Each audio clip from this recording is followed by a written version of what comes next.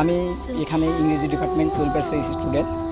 তো আমাদের এখানে যে ঝামেলাটা হয়েছে, এখানে অ্যাকচুয়ালি আমাদের কর্মসূচি ছিল অবস্থান কর্মসূচি। আমাদের উদ্দেশ্য ছিল আমরা মডার্নে গিয়ে অবস্থান করব, কিন্তু আমাদের যে এখানে ছাত্র সংগঠন আছে তারা আমাদের আগেতেই জানিয়ে দিয়েছিল যে অবস্থান ছাত্রলীগ ছিল এখানে।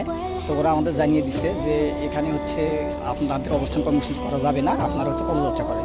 আমরা সেটাতে একমত হয়ে আমরা এখানে পদযাত্রা করার জন্য ইচ্ছুক ছিলাম, কিন্তু তারা পরবর্তীতে আমাদের আরও ফোর্স করে আমাদের যে সবার সাথে কথা ছিল আমরা হচ্ছে পদযাত্রা করে চলে আসব। কিন্তু আমাদের যখন ক্যাম্পাসের গেটে যখন চলে গেছে তখন ছাত্রলীগ সহ বাকি স্যাররা যারা আছে তারা আমাদের হচ্ছে বাধা প্রদান করছে।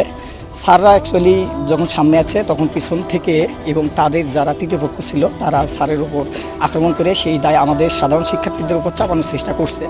এই রকম যে আন্দোলন থাকে সেই আন্দোলনগুলোতে বরাবরই তৃতীয় পক্ষ ঢুকে এবং সাধারণ শিক্ষার্থীদের উপর